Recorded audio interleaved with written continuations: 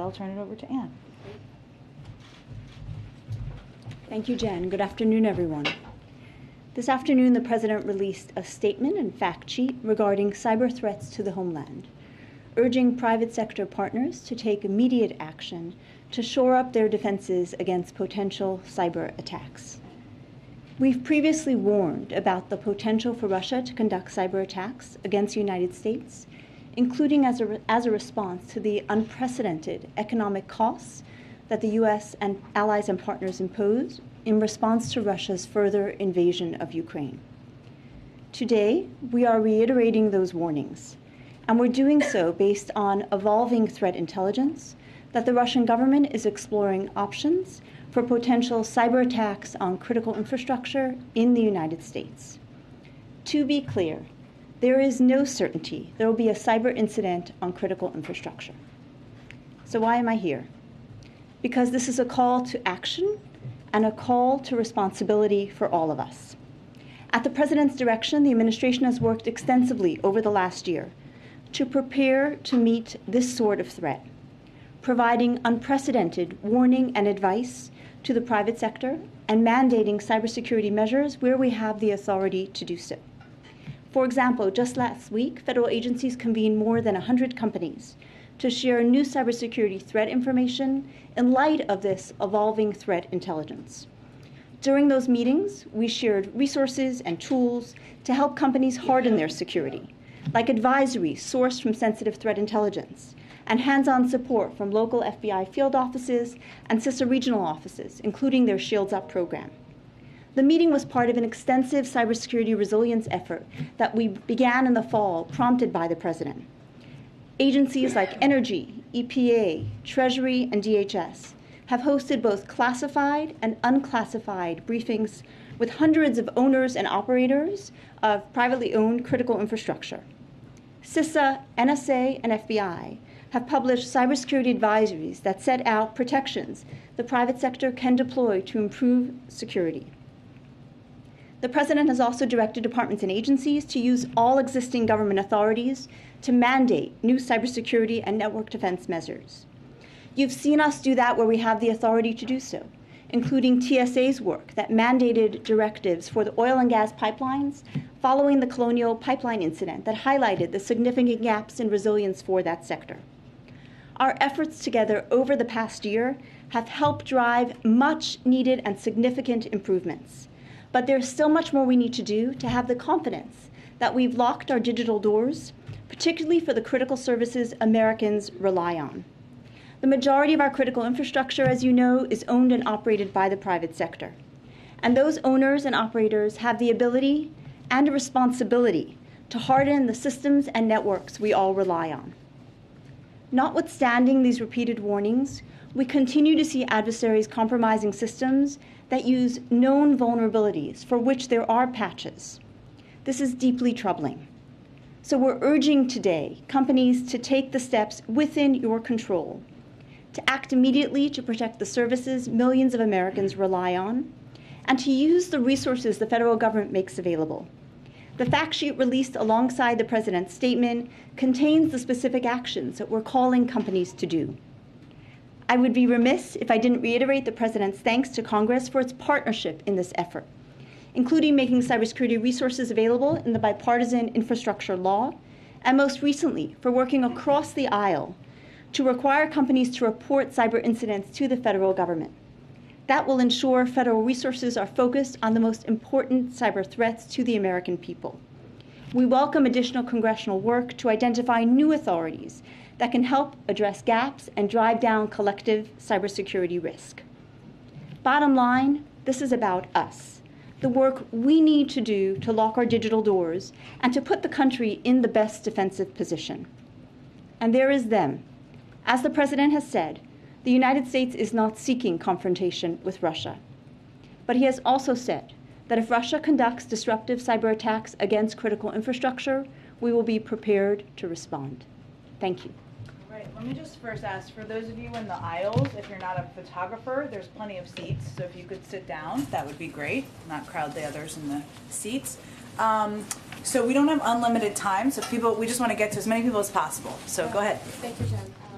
I Ryan. Just a quick question on the Viasat attack that happened on the 24th of Feb, the day Russia attacked Ukraine.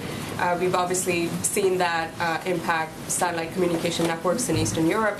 And since then, the FBI and CISA have issued warnings that similar attacks can happen against U.S. companies. Is the U.S. in a position to perhaps identify who is behind the hack at this moment? It's a really good question. So first, I want to lift up FBI and CISA and NSA also highlighted protective security measures that U.S. companies can put in place to protect against exactly that kind of attack. We have not yet attributed that attack, but we're carefully looking at it because, as you noted, of the impact not only in Ukraine, but also in satellite communication systems in Europe as well. Is the sophistication of the attack, perhaps the timing of it, suggests that it's a state actor? I mean, are you willing to... Those are certainly factors that we're looking at carefully as we look at who is responsible for them.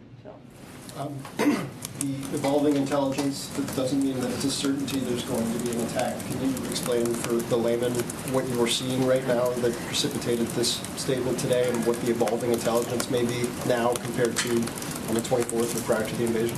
Absolutely. So the first part of that is you've seen the administration continuously lean forward and share even fragmentary pieces of information we have to drive and ensure maximum preparedness by the private sector.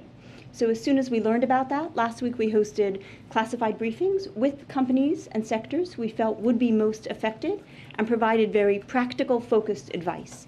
Today's broader unclassified briefing is to raise that broader awareness and to raise that call to action. So there was something specific you saw last week that was raised to the industries that it would have affected, is what you're saying?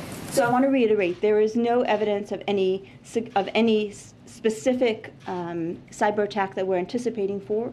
There is some preparatory activity that we're seeing, and that is what we shared in a classified context with companies who we thought might be affected. And then we're lifting up a broader awareness here in this warning. Major? And when you say a call to action, many who hear you say that might believe that something is imminent. Is it? So first, a call to action is because there are cyber attacks that occur every day. Hundreds of millions of dollars were paid in ransoms by U.S. companies just last year against criminal activity happening in the U.S. today. Every single day, there should be a call to action. We're using the opportunity of this evolving threat intelligence regarding potential cyber attacks against critical infrastructure to reiterate those with additional focus specifically to critical infrastructure owners and operators to say you have the responsibility to take these steps to protect the critical services Americans rely on. As a follow-up, critical infrastructure is a broad term. Mm-hmm. Is it as broad as you typically mean it when the government speaks about critical infrastructure, or is there something you've seen that you can be a little bit more specific within that large frame of critical infrastructure? I won't get into specific sectors at this time because the steps that are needed to lock our digital doors need to be done across every sector of critical infrastructure. And even those sectors that we do not see any specific threat intelligence for, we truly want those sectors to double down and do the work that's needed. Yeah. You guys, the administration, successfully declassified a lot of intelligence about what the Russians were planning leading up to the invasion to pre-butt what they might do. Can you do that a little bit here and at least list some of the industries that might be the biggest targets so that they can have a heightened awareness about what might be coming? As we consider declassifying intelligence, to your excellent point, that really has been the work that has been done the last few weeks, and it was driven by a focus on outcomes. It was driven by the president's desire to avoid war at all costs, to really invest in diplomacy.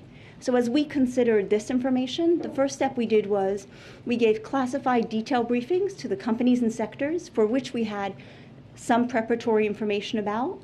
And then for those where we don't, that's the purpose of today's unclassified briefing, to give that broad warning. And I want to lift up the fact sheet, which is really the call to action for specific activities to do. So you believe the people, the industries that need to know about this risk know?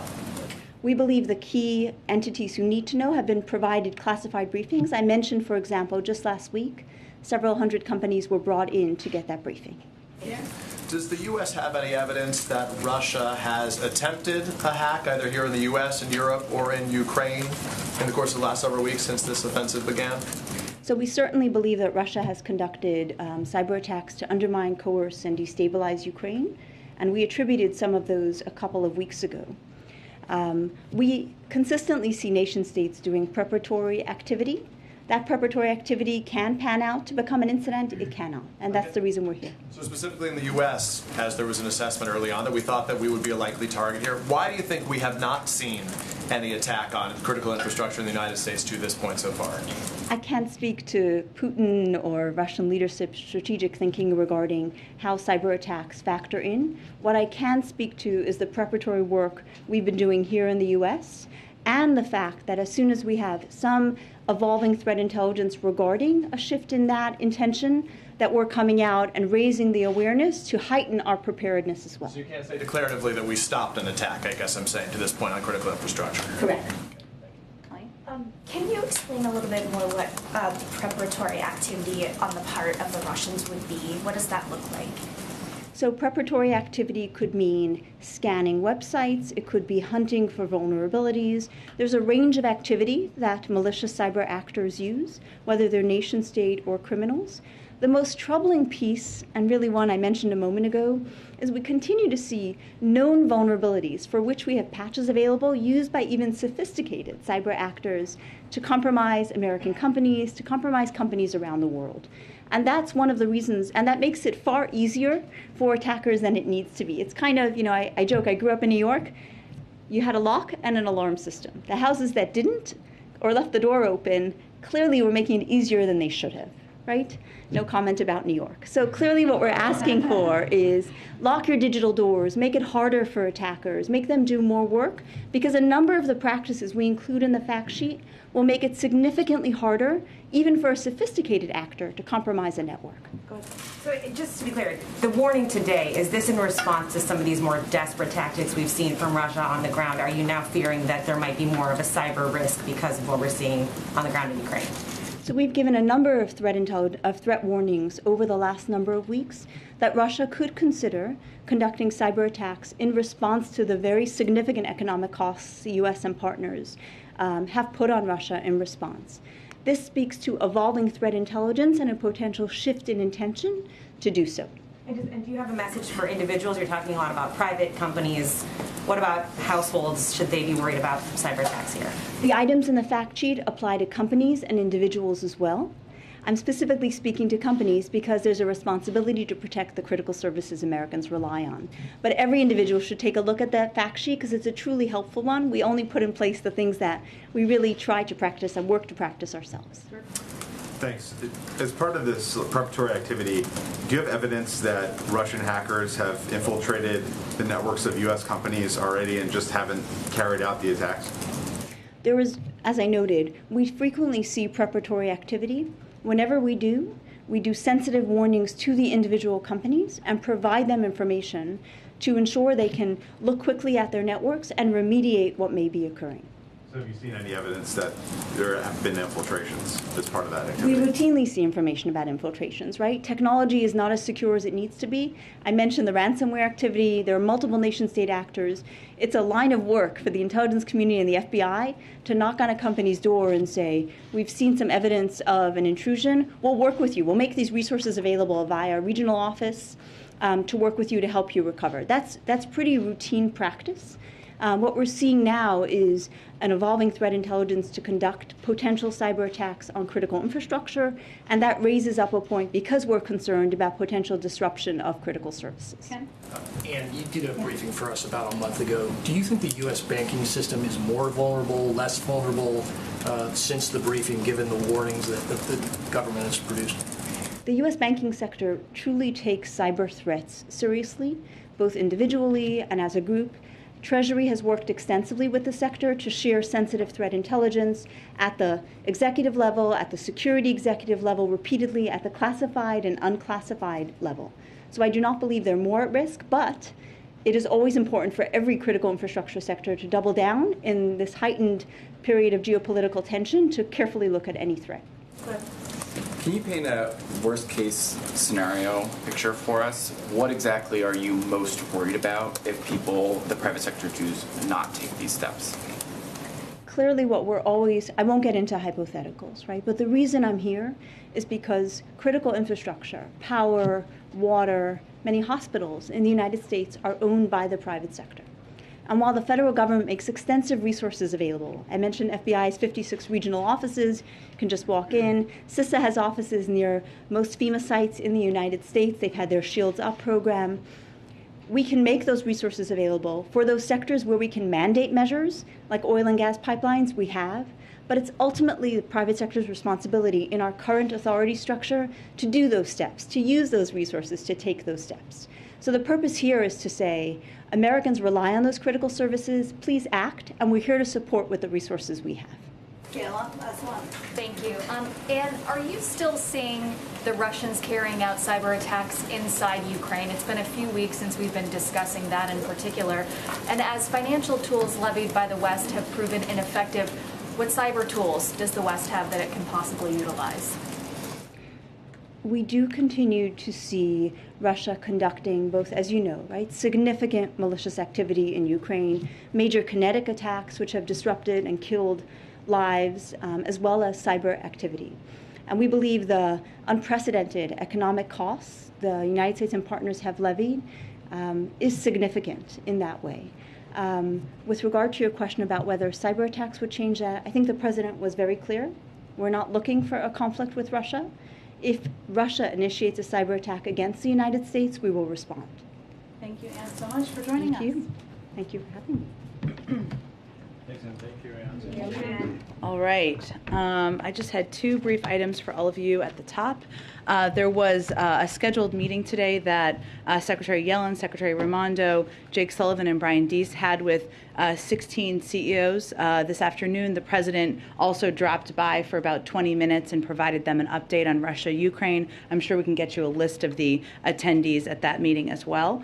Also wanted to note a number of you have asked about whether the president would be watching the hearings today. One scheduling note is the Quint call he had this morning was at exactly the same time as her opening statement, but he did request regular updates, or he has been requesting regular updates from members of the team on how the hearing is going. And he also called her last night to wish her good luck this week at the hearings. And I would also note that he's very grateful to Judge Thomas Griffith, as well as Lisa Fairfax, for introducing her today.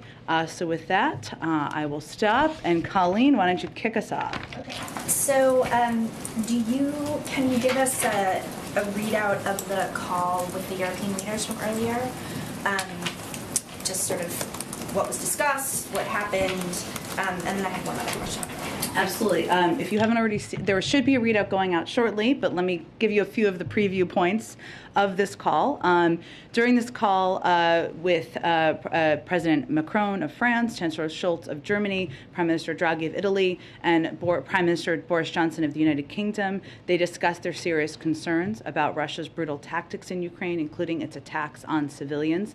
They underscored their continued support for Ukraine, including by providing security assistance to the brave Ukrainians who are defending their country from Russian aggression, and humanitarian assistance to the millions of Ukrainians who have fled the violence. They also reviewed recent diplomatic efforts in support of Ukraine's effort to reach a ceasefire. I would note the president will obviously see these leaders, a number of them in person, later this week. And this is a call with this group that he has already had a few times. And when he had the last call with them, I believe it was last week or the week before, it may have been last week, they talked about doing this on a regular basis, not necessarily because there is a big deliverable out of it, but just to keep an open line of communication as they're all continuing to respond to the brutal actions of President Putin in Ukraine.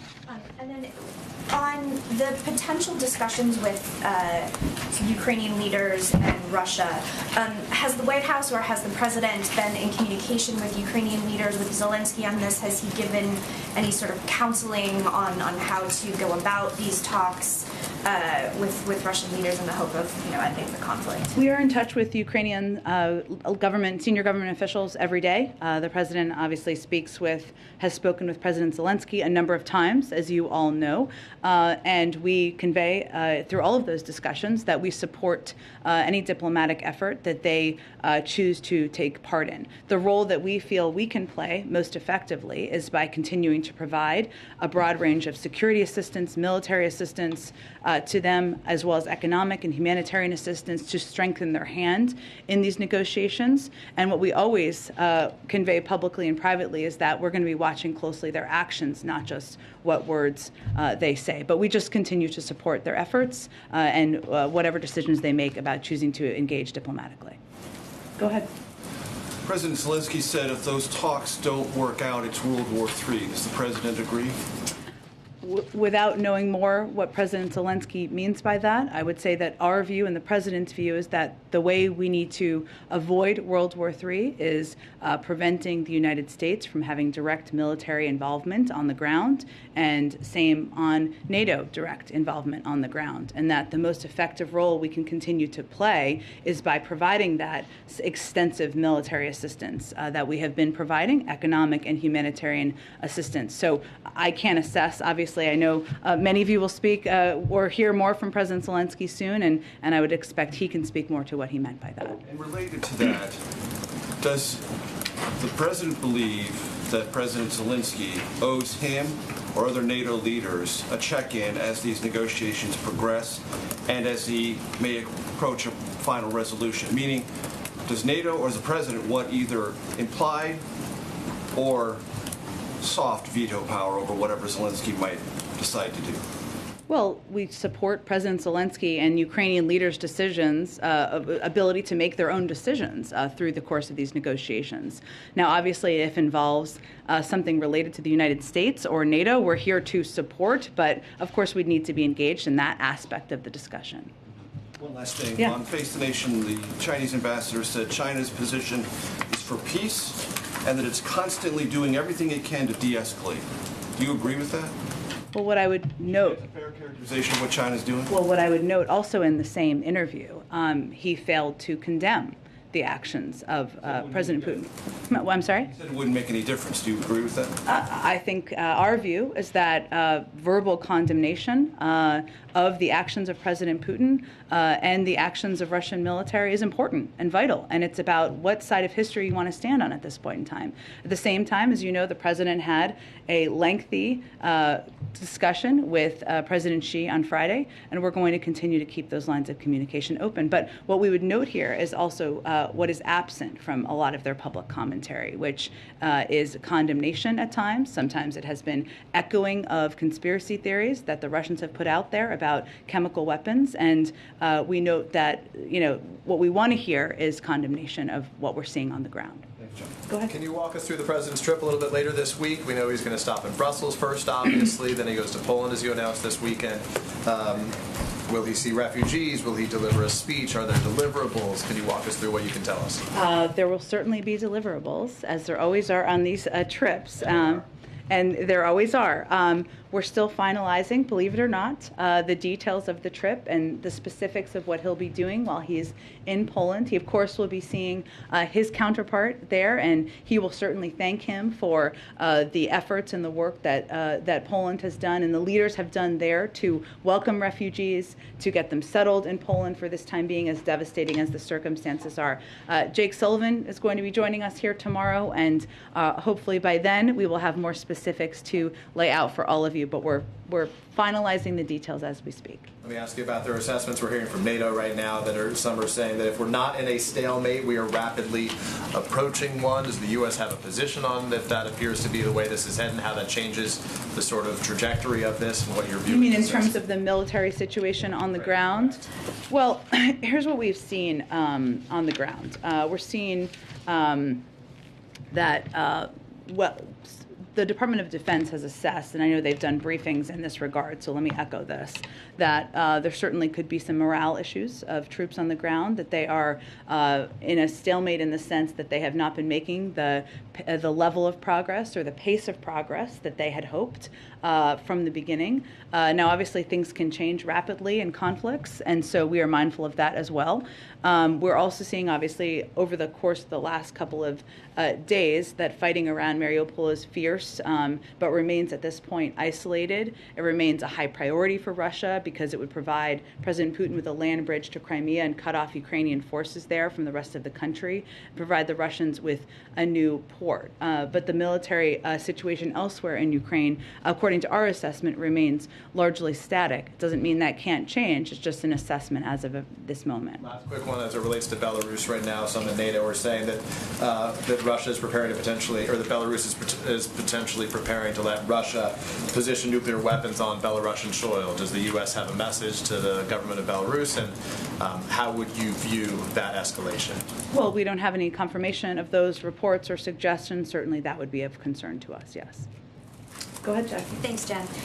In the past, you've said that domestic oil producers have the leases, resources that they need to ramp up production. Is there any thought about invoking the Defense Production Act when it comes to energy?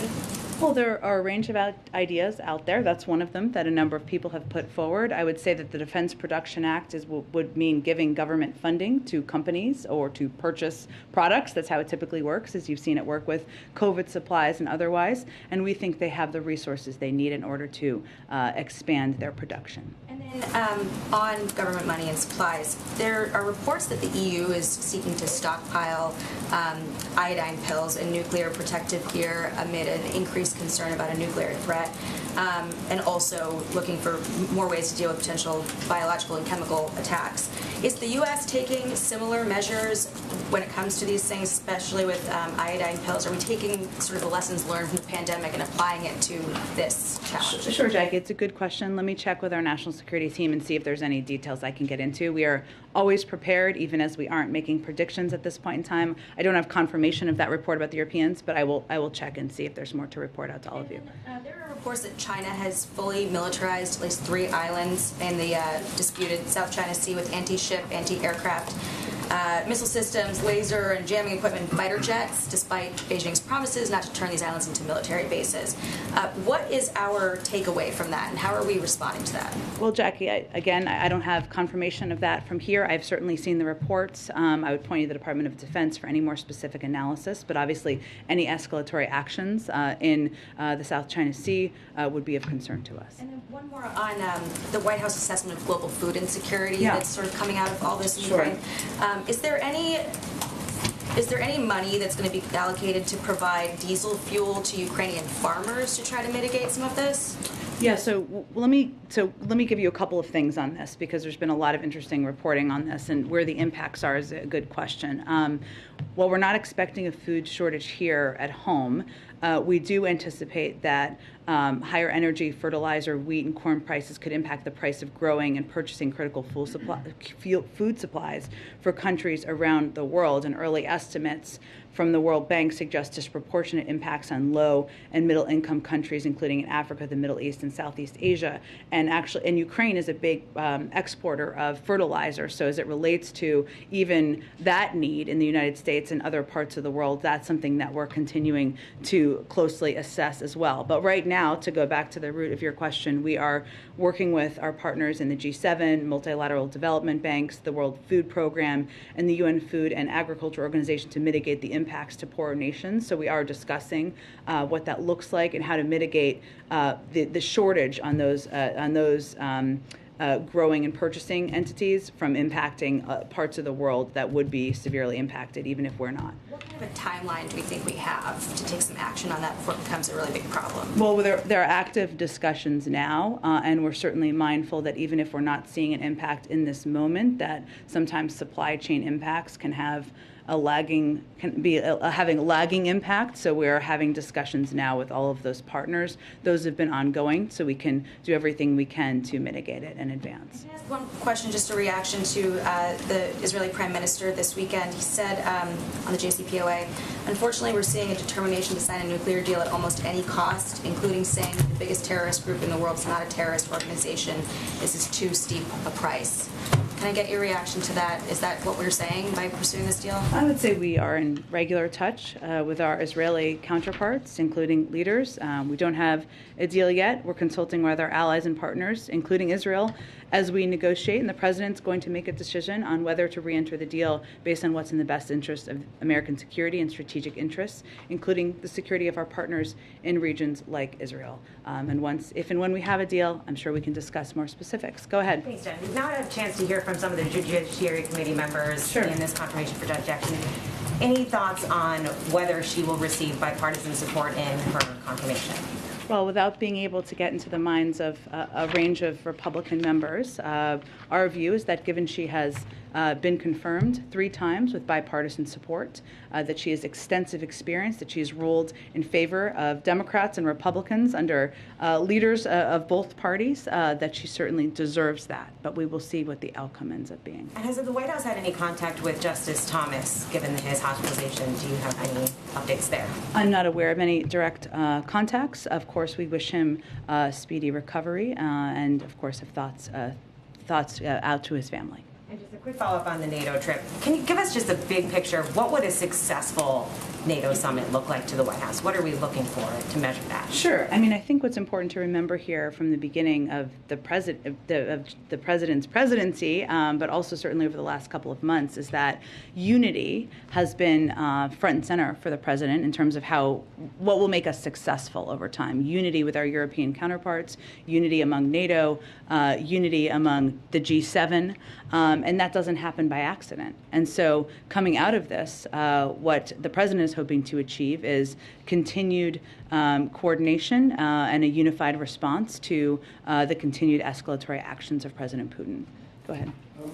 The U.S. Ambassador to the UN was asked about this weekend, but given the polls appear to be planning to put on the table some type of peacekeeping force idea, is there any feasible structure that the White House could support for something like that, or have you guys looked into the idea at all?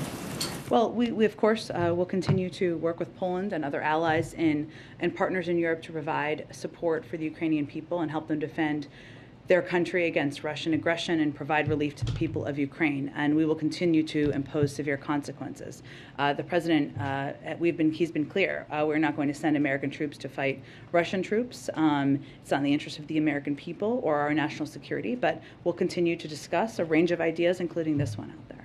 And then there's been kind of a reinvigoration in the EU of discussions about banning sanctions on energy. Mm-hmm. Can you update us on what the efforts of the administration has been to kind of backfill, which would I think be a necessity if those actions were taken? Sure. Where do those stand at this point? Sure. In terms of engagements with global energy suppliers, those engagements are ongoing, they are led in part by Amos Hochstein. Brett McGurk has been involved in many of them. Other members of our national security team and National Economic Council, and we are continuing to discuss with a range of large global suppliers how we can meet the demand in the market out there. We also are continuing to look at domestic options and what those may look like to help ease the burden on the American public. I wish I had more specifics for you, but I don't have anything more to read out for you at this point in time. Go ahead. Thank you, Jen. The meeting you mentioned that the President Biden participated in with CEOs earlier today, there were oil industry CEOs at that meeting, and considering the White House has been engaging with them for several weeks now, talking about ways to increase production to take care of gas prices, I'm wondering what kind of specific assurances the White House has managed to get from these companies so far, and what was really discussed in today's meeting, especially with the oil industry CEOs. Well, the president was there. He was simply giving them an update on Russia and Ukraine. He was not making an ask in that capacity. Obviously, there are a range of senior officials who participated in these meetings. We've had a range of engagements with them, as you've noted, and we've stated publicly that they should do greater production, but they can speak for themselves on what, if anything, they would commit to. Have there been any assurances that the industry has perhaps offered the White House so far? We'll let the oil industry speak for themselves. And one quick question on China. Are you getting any indications yet that China will actually heed to President Biden's appeal to President Xi's to not provide material support to Russia, or are you seeing perhaps evidence suggesting that Chinese companies are maybe violating or going around U.S. export controls to send the material the U.S. material to Russia? I mean, are you seeing any evidence to that effect? I don't have an assessment to share on this. You can look at the public comments that one of your colleagues brought up earlier during an interview yesterday, where the Chinese ambassador highlighted China's friendly relations and maintenance of normal economic ties with Russia, while also refusing to condemn Russia's invasion of Ukraine. But I don't have a further assessment beyond that. Go ahead. Thanks, Jen. The Russian Foreign Ministry summoned Ambassador Sullivan to the Ministry in Moscow and warned that U.S.-Russian relations are on the verge of rupture. Said the president's comments calling Putin a war criminal were unworthy of a statesman of such high rank. Does the White House have any response to this? And is there any concern about the warning that they're going to respond with a decisive and firm response? I'm not sure the last part. I'm not sure what you mean by that. They warned of a decisive and firm response. Okay, well, I would say that Ambassador Sullivan did meet with Russian government officials today. I believe the State Department also confirmed. While we don't provide extensive details in general of these type of diplomatic conversations, I can confirm for you that during that meeting, he repeatedly asked for consular access to American citizen detainees, who have been improperly been improperly denied access for months in some cases. We find this completely unacceptable. As it relates to their comments or their calling of him in, I think it's important to remind everyone that it is Russia who is carrying out an unprovoked and unjustified war on Ukraine. We're seeing clear evidence that they are intentionally targeting civilians and committing indiscriminate attacks. And the President's comments speak to the horror, the brutality that Russia and President Putin are inflicting. So they are in control of their own, the global perception of them is based on their actions. And one quick other one. Yeah, go ahead. So you mentioned that the president spoke to Judge Brown Jackson last night. Is there any other details you can share just about how she's been preparing for the hearings, who's been involved in the practice sections? Sure. I mean, I had outlined for you guys a couple of weeks ago some of the members of her team who played a role in preparing her, of course, whether it was Dana Remus or Senator Jones and Ben LaBolt, Mignon Moore, others who have been playing a role in preparing her for the hearings. I would note, which won't surprise anyone, given her credentials, she began preparing and studying and getting ready for these hearings as soon as she was nominated. I would note that also over the course of the last few weeks, she's also met with every single member of the Judiciary Committee and then several more members beyond that. So she has been both meeting and preparing for the last few weeks ever since she was nominated with the team internally and externally that we had announced just a few weeks ago. Go ahead, Zolan. Does the administration expect to discuss the Poland's offer on the MiG fighter jets at this point, or is the stance that the Pentagon has made the decision clear at that point and this won't be a subject in anticipation of the president's trip to Poland? And then secondly, during the vice president's trip to Poland, the Polish leaders at that point said one ask that they had in that bilateral was to expedite the processing of Ukrainian refugees who have relatives in the United States. Yeah. Is the administration expecting to oblige on that request or meet halfway in any way? So I would say that, well, we have done our own assessment here on the Polish jets based on a couple of factors that the military, as you noted, Zolan, has outlined, including what's most effective in fighting this war on the ground, the risk assessment of what would be escalatory, and also the fact that the Ukrainians have a number of squadrons that they can utilize. But if Poland, if they want to raise this, these conversations, these diplomatic conversations are two ways, right? And we'll, of course, read out their meeting once it is complete. So we'll see what they raise in that meeting. In terms of refugees,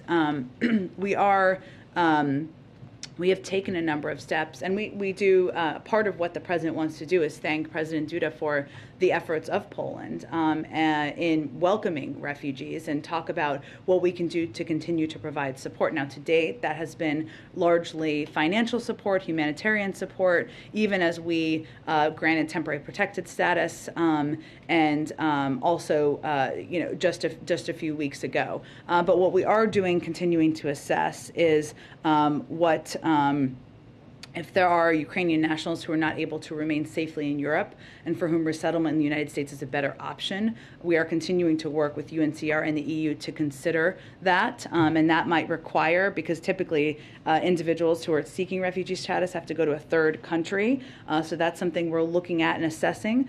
And we're also, UNHCR, the UN Refugee Agency, is working with the State Department and many resettlement partners on our overseas posts to determine whether Ukrainian nationals and others who have fled Ukraine, whether there's more we can do beyond the humanitarian assistance that we are providing. So I'm certain will be a point of discussion. We are having ongoing discussions internally about what more we can do to welcome refugees. Specifically, the thing that's different about that process that the administration is looking at is allowing Ukrainians to basically finish the refugee process in that same country that they would receive a UNHCR referral. That's part of the discussion is what can be done if Ukrainian nationals are not able to remain safely in Europe, for example, and for whom resettlement in the United States would be a better option for a range of reasons.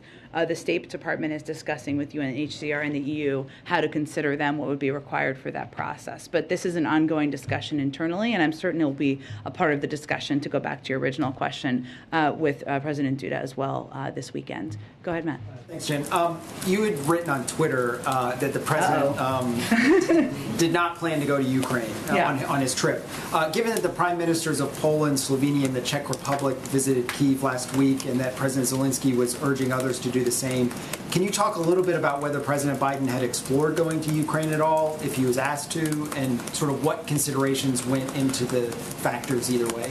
Sure. We have not explored that option. I tweeted, I guess I should say, because there was some confusion about this question, and we did not want to leave that out there as an unanswered question. But certainly, any president of the United States traveling into a war zone requires not only security considerations, but also an enormous amount of resources on the ground, which is always a factor for us as we make considerations. But also the president felt, and our national security team felt, that he could have the most effective and impactful trip by convening these meetings with NATO leaders, the G7, the EU, and Brussels to determine both continued military coordination, humanitarian and economic coordination, as well as by going to visit Poland right next door to talk about everything from refugees, refugee assistance, and continued assistance we can all provide together. So it was a decision made about what would be most effective on the trip. And then I just wanted to follow up quickly. You had said earlier that the president was unable to watch the opening statement of the judge in the Supreme Court hearings. He was on with the Quint. But she has to sit through the opening statements first of all of these senators, so I don't think she's actually given her opening statement yet. There you go. Do you know if there's time carved into his schedule? Does he plan through the afternoon? Is he following this? Or Well, some of these are a little difficult to predict as just evidence. Thank you for giving me a lifeline there, because clearly I've been in meetings this morning as well. It was hard to plan his schedule around this, so what he asked is that he be provided updates from his team and aides as the hearings progress. And obviously, Chairman Durbin gave his opening, Senator Grassley gave his opening this morning, and it proceeds, but it's hard to plan the president's schedule around a moving Senate hearing, so I'm sure he'll be able to watch replays of it and more specifics, but he wanted updates from aides as well. Go ahead. Thanks. On oil, President Biden has been very vocal about his belief that U.S. producers should be producing more and that there's the possibility of price gouging. But he didn't raise any of those concerns in the meeting with oil CEOs earlier today? It wasn't a meeting with oil CEOs. There were a couple of the 16 to 18 CEOs there. It was not intended to be a meeting with oil CEOs. It was intended to be a meeting with a broad swath of the economic sectors, and he provided them an update on Russia and Ukraine. So it wasn't meant to be that type of a meeting. And then there was a report in the Washington Post earlier saying that Biden administration officials are seeing data showing that Russian oil exports have dropped off a cliff, and that there was a data point that said there are 2 million barrels per day on tankers that have gone from close down to zero in a certain period of time. Can you confirm that? Is that true, what you're seeing about Russian oil exports? I've seen those reports, but I don't have a new assessment from here. And then lastly, has the president tested for COVID-19 this week, and what were the results of that? He was tested today, and he was negative. Go ahead. Thank you, Jen. Can you walk us through the administration's thinking behind adding this Poland stop? And what is President Biden hoping to demonstrate by sitting alongside President Duda? Sure. Well, we have this trip has been coming together quite rapidly, I think, as you would all note. And so, as I noted a little bit earlier, we will have more details about his Poland stop. But this is an opportunity for him to thank President Duda for welcoming refugees as they have done over the last few weeks, and for being an important partner in providing a range of assistance to the Ukrainians, to the Ukrainian people and the Ukrainian government. And they are an important partner as we work to remain unified in the weeks and months ahead. There will obviously be a couple of components of his trip there, which I think, as we have more details of it to announce, will showcase the purpose of the trip. To follow on that, one of my colleagues asked if the president would be meeting with Ukrainian refugees at one of these stops. Is there any reason why the president wouldn't? Is that something we can find out more about soon? I think, as I noted, we're going to be providing more details to all of you in the next 24 hours of his trip. Sometimes there are things we announce in advance, and sometimes there are not. But I've noted repeatedly that refugees is a key component of his stop in Poland. Go ahead. Yeah, if I can shift gears to COVID for a minute. Sure. What is the White House's response to some experts who have said that the U.S. is not necessarily doing enough to prepare for this next bit of a pandemic surge that we are already beginning to see in other parts of the globe? Well, I would say, I'm not sure, can you give me a little more additional context of the comments?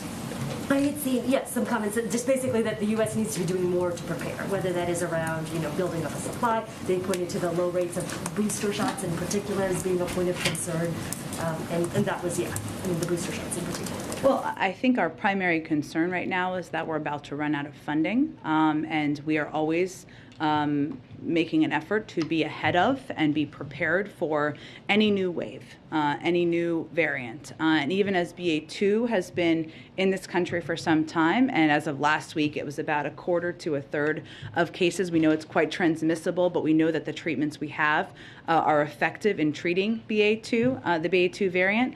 Our concern right now is that we are going to run out of money to provide the types of vaccines, boosters, treatments to the immunocompromised, and others free of charge that will help continue to battle increasing, the increase or the upflow or the increase of COVID in the future. So that's where our primary focus is. Beyond that, I'm not sure additional context of those comments. Just one related question. Has the White House been in touch with any of the pharmaceutical companies who were specifically working on the under age 5 population recently? Vaccines, I know that those were put into practice and then removed in terms of actually having implementation. I just wondered what the communications are. Yeah, well, it typically goes, of course, through the FDA and the CDC, as it should, all of the data. So we would leave those channels to continue to consider when it's ready to move to the next phase. No sort of increased communication or urgency around getting back? Well, I think science moves at the speed of science, right? And of course many people here have children under 5, but it's important that it moves through the effective gold standard process. And of course, we are in touch with the pharmaceutical companies for a range of reasons, including purchasing supplies to plan ahead for the need for boosters and other vaccines in the future, even as we are worried about running out of money. But the process for when it would be ready to go through the FDA and CDC process is left to the scientists. Jen, can I ask Go ahead. Jen, just on the food security issue? Yeah. Cargill and ADM are still operating in Russia. A lot of companies have obviously left.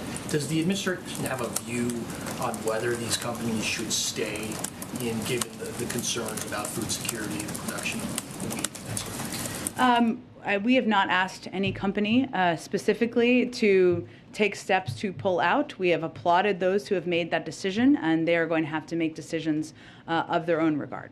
Just a housekeeping item. I know you're still getting plans for the trip. Mm-hmm. Do you expect the president to hold a joint news conference with President Duda after their meeting in Poland? We're still planning all the specifics of it, so I don't have that quite yet. I would expect one for sure on Thursday. Go ahead. Thank you so much. On Ukraine, we're seeing reports about Mariupol, about people, Ukrainians there, being deported, arrested in central remote regions in Russia. Is this something that is consistent with American intelligence? Can you comment? Yes. Those reports are horrific, but we don't have any independent confirmation of those reports at this point in time. follow-up on China, maybe. So the president has warned that China would face costs if it decided to help Russia.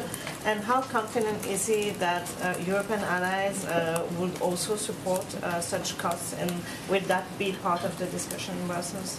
Well, I think that certainly the concern about China's closer alignment with Russia is one that's not just one of the United States. It's also a concern of many in Europe, and we expect it to be a topic of discussion over the course of the next several days. Go ahead, Jeff. Jen, as I understand the peacekeeping proposal from the Polish Prime Minister, it would be a peacekeeping force.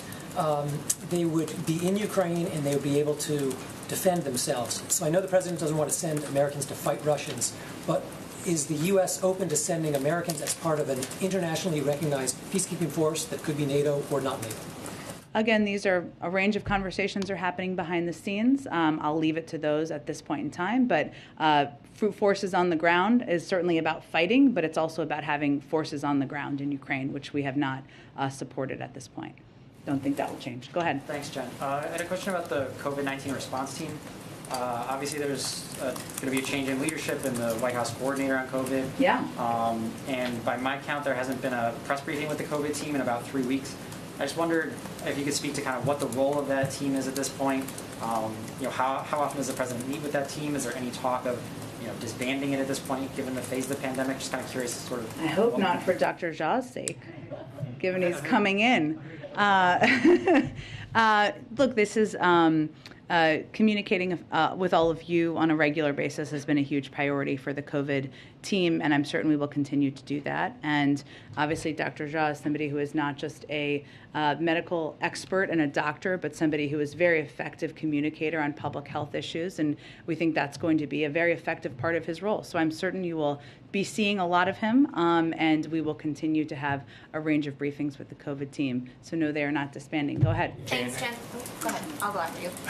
I have two questions. First, United States declared the Myanmar military government committed genocide against the Rohingya today. We also know the Myanmar government has supported Russia's invasion of Ukraine. And what happened to the Rohingya had been happening for a while now. So based on the timing, are this supporting the Russia related to this declaration today? Well, let me say for those of you who haven't, I know you've been following this closely, but for those of you who have not, following a rigorous factual and legal analysis, the Secretary of State determined that members of the Burmese military committed genocide and crimes against humanity against Rohingya. His announcement at the U.S. Holocaust Memorial Museum emphasizes, especially to victims and survivors, that the United States recognizes the gravity of these crimes. He also announced nearly $1 million for the independent investigative mechanism for Myanmar to support its mandate to investigate, collect, preserve, and analyze evidence of the most serious international crimes in Burma since 2011. I would note that our view is that shining a light on the crimes of Burma's military will increase international pressure, make it harder for them to commit further abuses. But this has been, as you know, we're going to have long face discrimination, but subject to exclusionary policies, and this has been a lengthy review process at the State Department to come to this conclusion unrelated to current events. Second question is, we're talking about the communication with China, including President Biden's call with President Xi last week. Besides the consequences China might face if it adds Russia, does the United States also tells China what would happen to Russia right now, well, or might also happen to China if it invades U.S. allies and partners in the Pacific region, such as Taiwan? During this call, which was largely focused on Russia's invasion of Ukraine, the president also reiterated his support for the Taiwan Relations Act and the One China policy based on the Taiwan Relations Act, and he made clear that we remain opposed to any unilateral changes to the status quo across the Taiwan Strait, and that we have concerns about Beijing's coercive and provocative actions. So that was the other topic that was discussed at the during the call. Go ahead. Thanks, Jen. Oh, and then we'll go. Okay, go ahead. Has the United States looked to up sanctions on Russia? And given Russia's history of assassinating dissidents, giving sanctuary to U.S.-designated terrorist organizations, would the U.S. consider labeling Russia a state sponsor of terrorism? I don't have any assessment of that at this point in time. Obviously, we're continuing to look at the actions on the ground and the actions of leaders. Go ahead. Thank you. 2 immigration questions for you. First, I wanted to confirm whether the administration supports an Afghan Adjustment Act. That's potential legislation that would secure permanent status for those thousands of evacuees that are here. It would go beyond, obviously, the TPS designation last week, which is 18 months. Sure, I'd have to check with our Department of Homeland Security. Obviously, we just announced temporary protected status last week, and we're continuing to assess and consider a range of ways to welcome and our Afghan partners. Just quickly, it's been 2 years since President Trump implemented Title 42. There are protests outside the White House today. Democrats are now actively calling for it to end. COVID cases are low. Is the administration at least preparing for the possibility that this could end, and how so? Sure. There are timelines, including, I think, upcoming in April, on when it continues to be reconsidered. And those discussions happen among the health experts from the CDC and other medical experts within the administration. And you always have to prepare, because if they'd make that decision, there would be an implementation that would be in part led by the Department of Homeland Security and others that you have to plan for. Include in preparing for a large influx of migrants at the border specifically? Well, certainly that would be part of it if and when the CDC makes that determination. Okay, thanks everyone. We'll have Jake here tomorrow. Lots of questions I'm sure you have.